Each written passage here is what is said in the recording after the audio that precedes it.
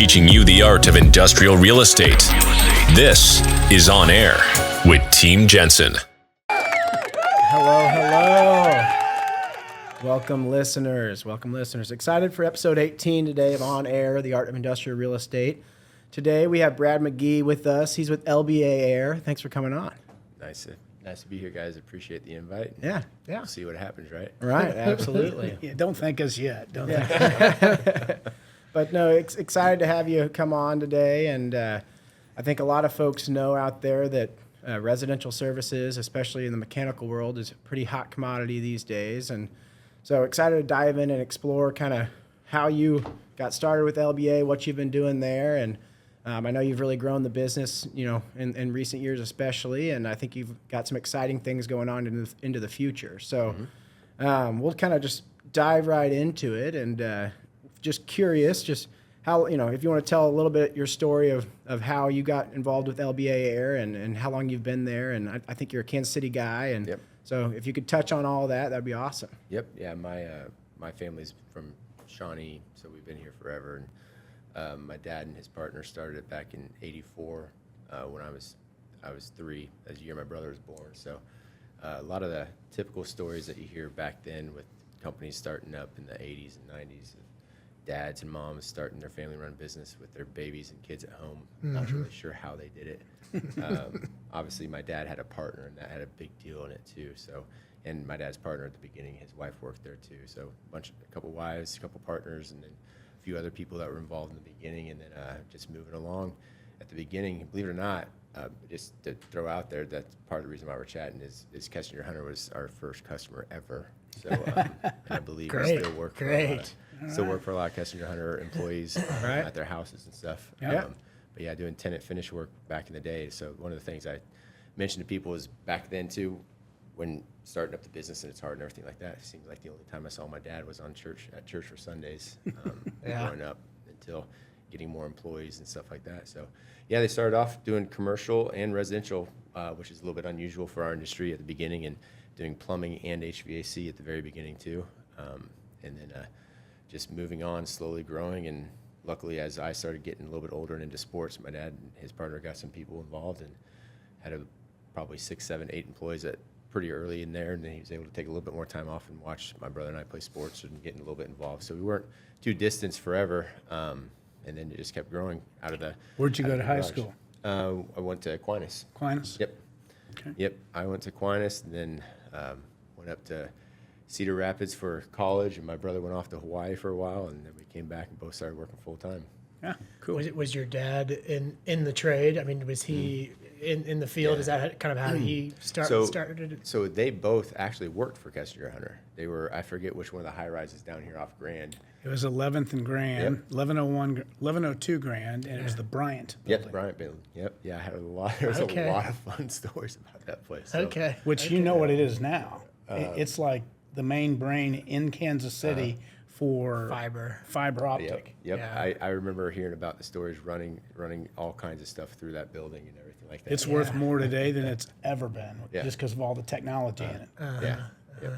Yep. Lots of stories about all kinds of stuff behind the walls and the elevator shafts and all kinds of stuff going on there. Yeah. Yep. So that's actually how they got started. Was I think my dad was probably stronger on the plumbing side, and his partner was stronger on the HVAC side. Okay. And my dad's partner started LBA, and then asked my dad to come on board after getting into it a little bit. So that's how I got started doing tenant finish work for Kessinger Hunter at night and working for the employees at their house during the day. Well, and that's how Tim Sweeten, who runs Kessinger Hunter's construction, got to know them, because he started with us at the Bryant building too. Yep. Yeah. Yep. So Okay, so yeah, he probably that's the connection. Worked closely with those That guys. makes sense. Yeah. Well, it's a small world, because when I first reached out to you probably a couple years ago now, it was like you were like, "Oh, you're the first customer on our list in our system." I was like, "Well, that's a great response." Honestly, so many people reach out to me. I have to blow off so many people. Yeah. I think there's a funny email. I'm like, hey, actually, since I know who you are, why not start chatting? Yeah. So, Yeah, I definitely don't think you knew that when you were reaching Yeah, out. I was just blindly, dialing for dollars. We're in, yes.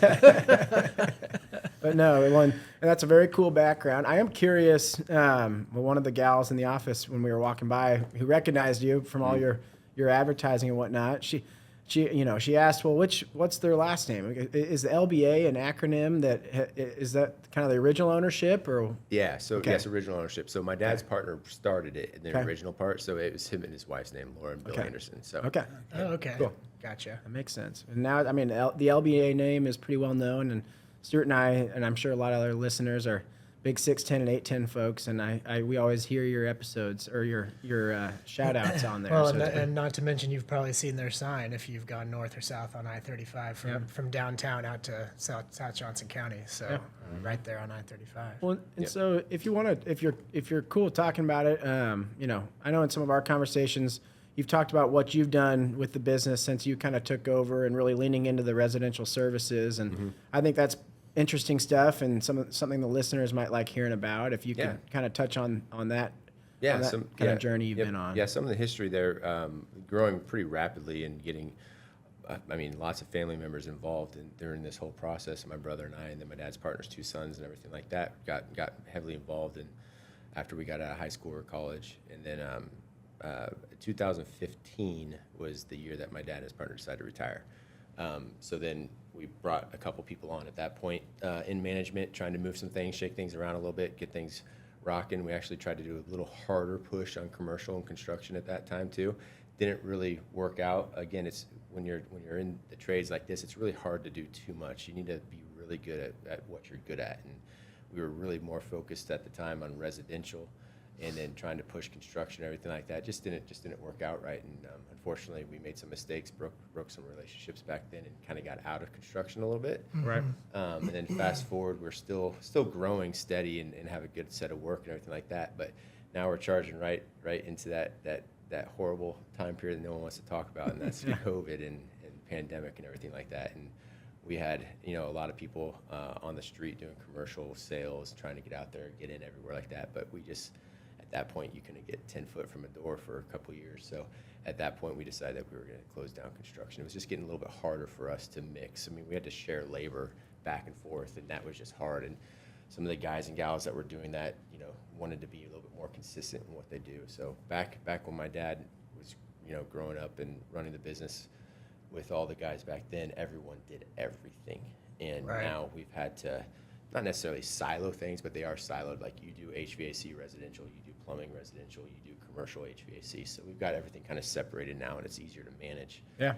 Because as much as you need to watch labor costs and watch material costs and overhead and everything like that, segregating it like that makes it a lot easier. So so to go back to the story there, in 2020 was when we decided to close down commercial construction. We did a lot of good fun projects. I mean, all the way up to 3-story buildings and large fitness facilities, car dealerships, churches, all that stuff. A lot of fun work, a lot of fun stuff that we were proud of doing too. And drive by it till still today, and you can see it, and it's pretty fun to check it out. But again, we just couldn't hang with competing there anymore. And me personally, since now I've been president since 2017. Going into that, I understand the residential side of things, and I want to get into the marketing and understand the marketing because that's where most of the spend is. Right. So I personally understand the residential stuff, not so much on the commercial. But we still do a lot of commercial service work, HVAC, so we still got a good handful of people doing that and servicing people throughout the metro. So it's still a big part of it, just not as much focus. Right. It just kind of runs itself for us. Yeah, that makes sense. Well, and so you work, and your brother he's been there about the whole time too. Mm-hmm. Yep, Yeah. yep. We both started the day after we got out of college. Yeah, there you go. Well, and so I know Stuart and I always talk about we've got a different different personalities, bring different strengths to the table. What's it been like working with him over the years? And I'm sure you guys have grown and evolved into a good partnership that kind of leans into your strengths and balances things well. But, if you could just touch on that a little bit too, I think it's always interesting hearing how the brothers work together. Gotcha, yep. No, that's always fun, and people are pretty amazed when they find out that Doug and I are brothers. We don't look like it that often. I call him my big little brother. He's my younger brother, but he's a little bit bigger than me. Yeah.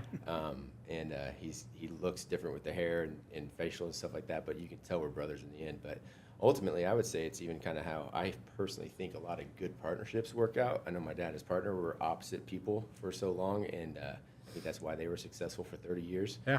And my brother and I are very much opposite personalities Yeah. and stuff like that. So I give him a hard time because he's my devil's advocate, but I think that's what works out well. He's pretty much allowed me to be in the position that I am and ultimately run all decisions, final decisions through us, but he's got decisions that he makes as well. But when it comes to business stuff, he kind of runs that through me.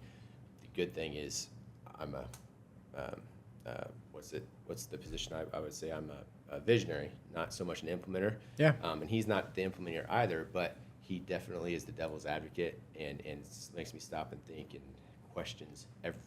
Right. That's what brothers are for. Yep. So we will have our moments, and a lot of people will sometimes see our moments, but they don't last. Right. I joke with it too, because when we get into a disagreement or an argument, I'll get over it in about 30 seconds, and it takes him about 2 or 3 hours. We work it out. Yeah, the three of us, we never disagree on anything. We're always in agreement. It's always It can smooth get and pretty easy. hot within 30 seconds. Let's just say that. But it's funny. There's a way that you quickly move on, and it's still allows for some success. But that's good to know. So every decision that's gone through the McGhee brothers has been vetted thoroughly. By both of you. Yep. And then when it comes to looking at financials and everything like that, he's a little bit stronger on that end than I am too. Okay.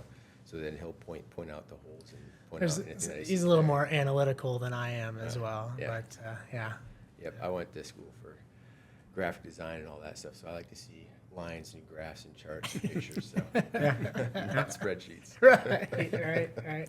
Well, and so I know you guys you're growing the team over at LBA, and I'm just curious how many employees are you guys around these days? About 60. About 60. Yep. Okay. Yep. Do you have unfilled open positions? Yeah, especially, and it comes in ups and downs, based on the season. We usually like to ramp up come March before we go into May, June. June's our biggest month of the year every year. So we like to gear up a little bit, and fortunately for the last 2 or 3 years, we've been able to grow each year. And so as we've geared up and grown and added anywhere from 5 to 10 people in that shoulder season, we've been able to keep them at the same time. So Cool. Yep. But yes, if I had 3 or 4 plumbers walk in today, I'd hire all 3 of them. So. How many trucks you got out on the road? So we've got approximately 25 technicians in their own vehicles running service work, and then we've got 4 or 5 crews of 2 that are doing installations. Nice.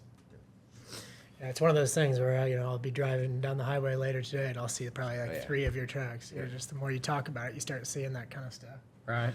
Yeah. Well, go ahead. Oh, it's just trying to make those trucks as obnoxious as you can. You can see them over the median, over the they stand separation out. median going down the highway. You can see them a mile away. They stand out. Yeah, no doubt. Well, I think we've warmed up the vocal cords a little bit, and I think it's time we maybe crack something open from our good sponsors over at Martin City. So, does anyone? I think I'm going to drink a hazy. Do you know what you want, Brad? I think I'll go with this Mexican lager. I've never had that one before. Big fan of Martin City for sure. The though. Yes Way Jose not with had that lime. Here, this one feels a little colder. There you go. Thank you. Bohemian. The Bohemian. And Dan's going to have a curveball, it looks like, 'cause he likes throwing curveballs. Well, he threw knuckle curveballs back in batting practice. Need the days. Royals to get back into the Yeah. win column, too. But so this is our new segment, Crack It Open with Martin City. So thank you, Martin City, for the beers and Martin City. being a sponsor. Very appreciated. But so with Crack It Open, we like cracking open kind of a question. And I've got one. Stuart might have one too, but I guess mine's a little bit more business driven. But with the residential services being a hot commodity, I'm kind of curious, and I think we've touched a little bit about it. And you don't need to share all the secret sauces with some of the plans you've got, but.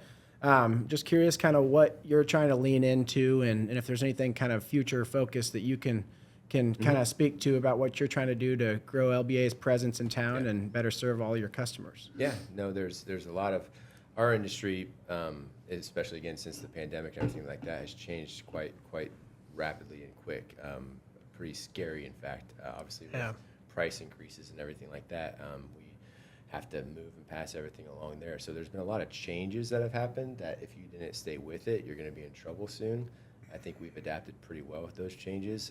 But to look at the future, I've got lots of competition now that's got, sponsorship, private equity behind their back and helping them grow their companies, or in many situations doing the opposite, not helping them to grow their companies. And a lot of those companies are now either folding up, combining, or failing, or going out of business, or going bankrupt, or anything there. So that's something that we've been competing against here lately.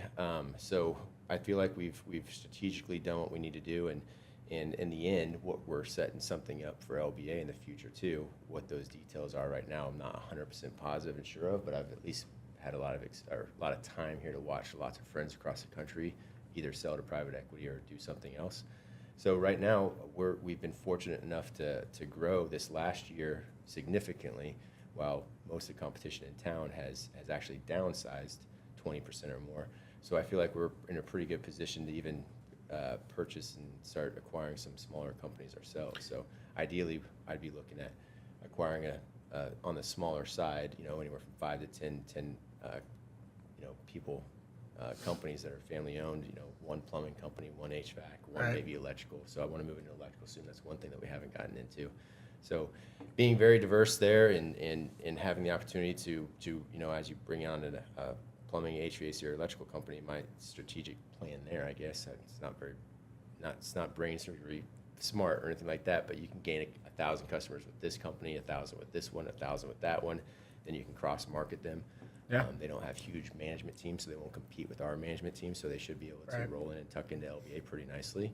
And they're family run, we're still family run. Yeah. We plan on being that way forever, or for at least for a long time. Right. And then it should be a good mix, and at that point, if we're successful there, looking into other markets outside of Kansas City even. So Yeah, well, that's very cool and exciting, and I mean it's relatable too.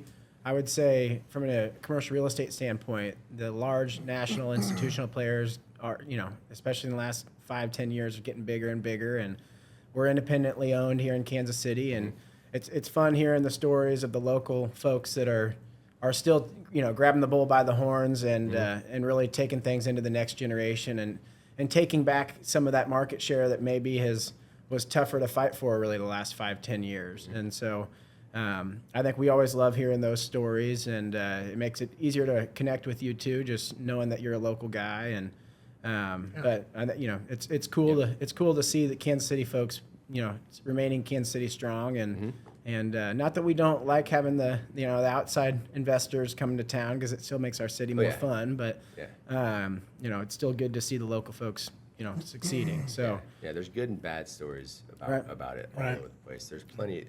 People don't want to talk about the good sides of it, but there's good sides of it too. Yeah, well, there are, but I think what it comes back to that what we really love is, and when you talked about the family-owned companies, and I really do, it's as simple as restaurants that have the owner of the restaurant working in it every day. Those are the restaurants that are the best and have the best food. Yep. And I think the best can be said for service. When it comes to service industry, and I think it's very apparent when there's an owner in there every day who's running things versus someone that maybe is just getting paid a salary, and it's just they don't usually have the same and maybe care or integrity for what the work ultimately is going to deliver. So, but that was my crack it open question. Cool. We usually try and let our guests ask a crack it open question. We can come back to it if you want. Yeah, you have to come back to me. You're allowed to put us on the spot as well. So, I've got a question.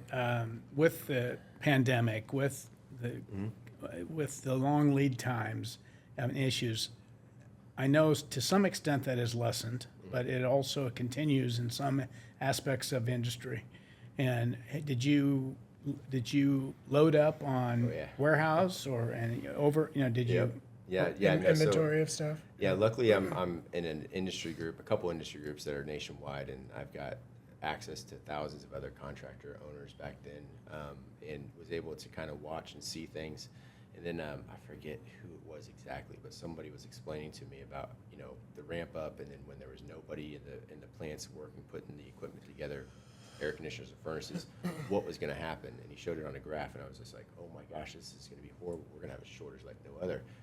We have a building that can hold a lot of inventory. So at that time, I actually went to our supplier at 4:30 on a Friday, and honestly, I freaked them out because I went in there and I said, what do you got? I want it all. I want all of it. And they said, well, you can't take it all. And I'm like, well, if you don't give it to me all, then I'm going to get it from somewhere else. And because I told them, I said, you don't understand what's happening here soon. And they were trying to explain a lot of things that they're on top of it with their buying agents and everything like that. And I'm like, but every buying agent in the country's on top of it, so that's going to compound, and you don't realize what will happen. Then I could tell that sparked them too, and they got it looking into it real quick. In the next week, they're like, yeah, I think you're right. We need to do something here. So yes, we bought up a huge amount of inventory. And that got us through the slow time, because I knew competitors were literally hiring drivers to drive hours in other states to pick up equipment because they were scrounging to get whatever they could. And then we've caught up, though, because they overproduced it, and because the pandemic, everybody was at home. The average homeowner or so, there's about a homeowner that was going to be in the market for buying an air conditioner or furnace for the next 3 years bought it in 1 year. They were either with good sales from contractors or people realizing, oh, we better invest in it. So your demand went up too. So the demand went up then, and they supplied everything, and after they got through that, well, now we're going through a period where customers aren't buying it, because the people that would be buying it right now, they probably bought it last year or the year before. So because of that, supplies have gotten much easier to get your hands on, actually too much. There's people trying to do fire sales of equipment right now. So we've definitely caught up in that area, but now it's just hard for contractors to make sales. So that's even hurting the manufacturers. Is there a manufacturer you guys primarily lean on on the residential side of things? Yeah, it switches from, I would say, honestly, with most contractors that are, looking to have good pricing and everything like that, you got to shift it around probably like every 2 or 3 years. It's probably an average that someone will switch it, because got to keep everybody's price in check, and just I feel like that's just how the game's kind of played. Okay. And you service everybody's. Yeah. Yes. Absolutely. Yeah. You're not just servicing a Lennox or yeah, and that's what a lot of people don't realize, is that it doesn't matter what manufacturer you use or what brand you put into your house. It's 99% the installer and how whether it's installed done correctly or not. All the parts are made in the same plants across the country. They're just shipped to the manufacturer's plant, where they just piece it together and put a outfit on it. They put their branding on it. That's all they're doing, is just It's like piecing it together. that Kirkland vodka being Grey Goose, essentially. Yep. Always ties back to alcohol. Well, I've got a question. Lately, in the last several years here, there's been talk around, the cost of higher education being, exorbitant, and there's been an emphasis on the trades. And just curious if you guys have put any emphasis on getting into the local high schools and talking to graduating kids that are up, approaching that 18-year-old, thinking about what they're going to do next. College certainly is not for everybody, whether that's a financial reason or a by the books reason. But I know there's a lot of benefits, and you can grow pretty quickly, especially coming right out of high school at a young age, and gain a lot of good expertise. Are you guys doing anything with the younger kids from a recruiting standpoint or anything like that? Yep, we plan to. We haven't quite gone as far as getting into the high schools yet, but we're pretty close to at least 2 of the trade schools in town. Okay. But we did just hire a young man. I think he's 18, just out of high school, graduated high school. Yeah. And his senior year, he took a trades class. And if you did that, we would like to hire you before you go work for someone else, and then bring you over and kind of change the way you do things. But we're finding the most success right now bringing people that are either young that went straight into trade school and coming on, or they're completely changing their profession, went to trade school and they're coming on. So yes, we're going to need to do that, because the good thing is I'm finally hearing in reports and from some news people from our industry is that finally, calling them kids out of high school are thinking trades, because they don't want to go into debt, and they can find out that if not their first year, their second year, they're going to make $100,000 a year. Right. That's Yeah. So yes, we're going to be putting some emphasis there. Just haven't quite yet, but I would like to see that. Well, I know it's a challenge just keeping quality, labor too, and I'm sure that those younger kids are probably pretty motivated and eager to learn, and knowing they've got nothing but growth in front of them. I have to imagine they're pretty motivated employees too. So for the last couple of years, I know even some of our competition has done it. I would give them some credit. They've even gotten into. I've heard of some people that have gotten into high schools. And tried to do that, because they obviously, I think it was Micro or somebody like that said, that the trades owners and contractors need to get to the kids in high school as parents. Need to get in front of them, Right. So that they can start talking to their kids about, hey, don't make the mistakes that Right. the generation before you made. Not necessarily that's all a mistake, but Right, you know, right, you right. know what I Well, mean there there, was so, yeah. there was some talk with that demographics guy that we listened to in Florida about how the next generation behind our generation, or even maybe a generation behind that, Yeah, I think is it's going to too be bad. there's going to be more of a focus on the trades with that generation because of the debt and the expense of. Well, and so much that you're starting to lose so many of the baby boomers from the trade. I mean, Right, I mean, right. That carried that expertise for so long. right. Yeah. Well, I mean, we've been carrying your guys' asses forever. Well, you are not one of those. Yeah, Lord knows you would not have been able to handle a trade school. I was not a tradesman, no. Although he did work for Roger the plumber back. I in the did. day. How about that? I was There you 18 years old and worked for Roger. Maybe I was 16 years old. I worked for Roger the plumber one summer. And Do you have a list of any of the addresses you visited? Because his team probably needs to go fix some of that. I admire the stuff he did back in the day when I was really young and little. I mean, heck, I think I was down here and I saw his plane flying around here Oh, yeah. with Yeah. the advertisements and stuff. Oh, So, yeah. Yeah, but yeah, I think it was 5 years ago, roughly. The stat again, I don't know who came up with these stats, but I'm pretty sure they were accurate at the time. I think the average age of the person in trades was 55, something like that. So for every 5 journeyman tradesmen that was leaving and retiring the industry, we only had one person coming in. That was for like 3 or 4 years there. For that doesn't surprise me. That doesn't surprise Just screams opportunity. Yeah. Yep. Yeah. Yep. Man. Okay. Cool. I'm not quite as incompetent in the trade side as I let on. I just remember, the more competence I show, the more I'm going to have to do around the house. So. That's fair. That's fair. Sure.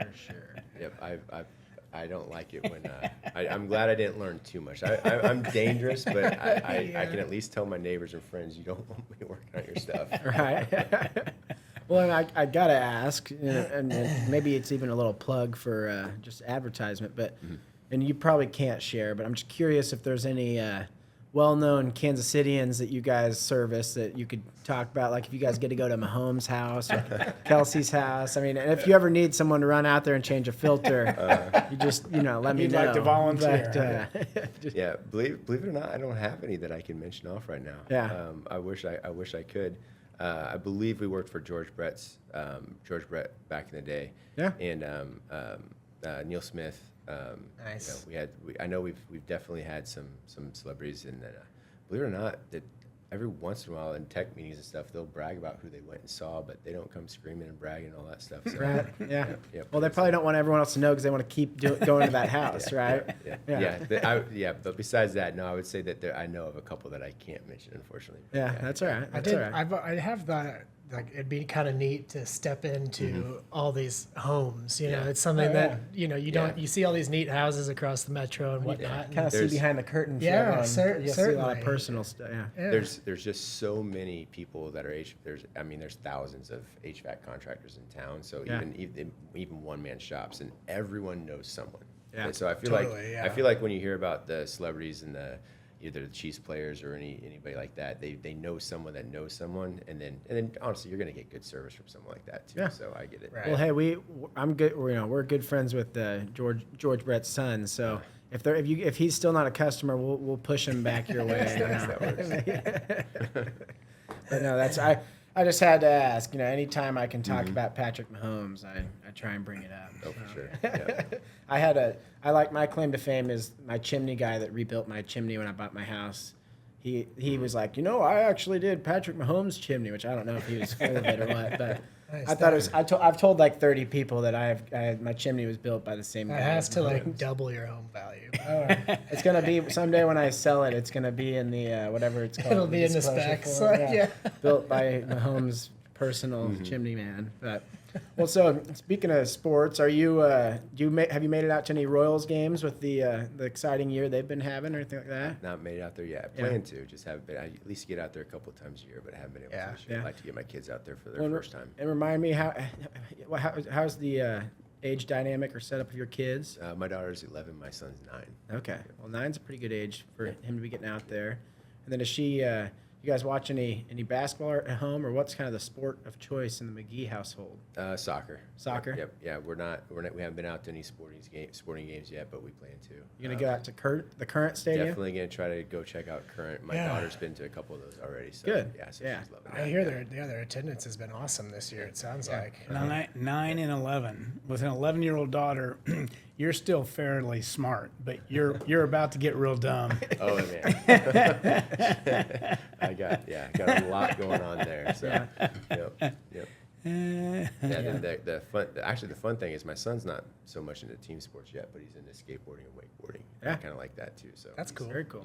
He got second place in his first competition this weekend. So Awesome. pretty proud of himself there. So Yeah. Yep. And then my daughter, she's gonna be soccer and basketball. There you go. What lake were you guys at this past weekend for that competition?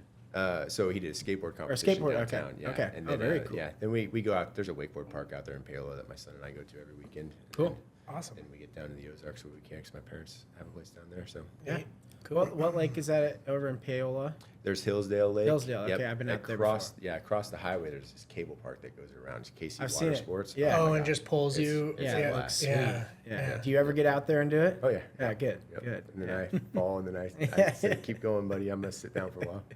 I was just always better at tubing, just hang on. Yeah, no dear balance. life, We yeah. joke we can't even stand on skateboards. Yeah.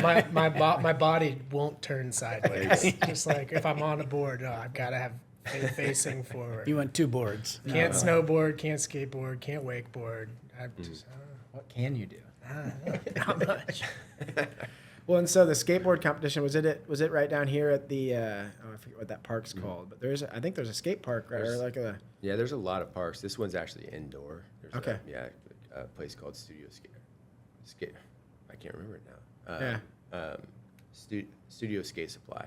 Okay. It's down off College Drive. It's a fun little place. So they got skate school on Saturdays mornings, and the owner and another pro, they out there with the little kids, helping them learn how to skateboard, so they don't have to go out to the parks where it's a little bit intimidating because some of the older Right, kids are ripping all over the around place. you. Yeah. and, So, And so is that something he picked up on his own, or were you into skating when you were a kid? No, I had a bad skateboard accident when I was little, so I never Yeah. really got into it. But I've been obsessed with wakeboarding forever. So my Okay. dad got me into it years ago, and been doing that a lot. So I had my son surfing between my legs behind a boat when he was 2, so that got him hooked real quick. That's awesome. Very cool. Yep.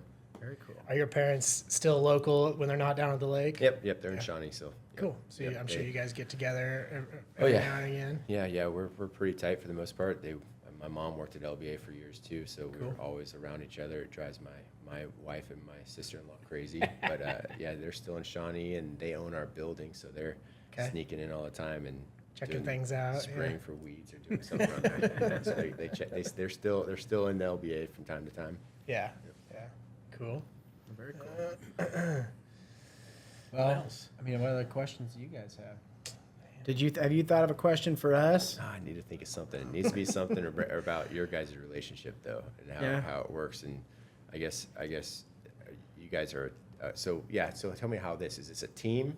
Is that how it works, or how does your guys' situation work with Kester Hunter and everything like that, and you guys together? Oh well, with Kessler, I mean, so we're all three of us are we're independent brokers. Yeah. We really kind of back to marketing. We leaned into when Stuart came on board with us. It was like, well, heck, why don't we just do this? Why don't we call ourselves Team Jensen There you and go. start marketing it as that? And we do. We have 6 hands, on things that we can bounce stuff off each other and work together on things. But at the end of the day, we're still operating on a pretty individual basis, and we still work in partnership with other individuals at Kessinger Hunter. And so, it was really more of a marketing identity than it was necessarily Right. a strict, business plan of we're going to work together on everything. So it's been fun, having it, and it just made it a little bit more nimble to put out content we were wanting to put out and to do things like this and try and, be the, I don't know the term, I'm blanking on the term I'm looking for, but, kind of trying to show or to prove out to the rest of the Kessinger Hunter, like, hey, these are some things we think we should be doing and here's how we want to do them. instead of trying to get everyone fully on board, we realized we can do this on our own and show the pros that can come from it, and do some of the have some of the learning curves figured out just on our own time, so that we can be more effective when we do it company wide. So.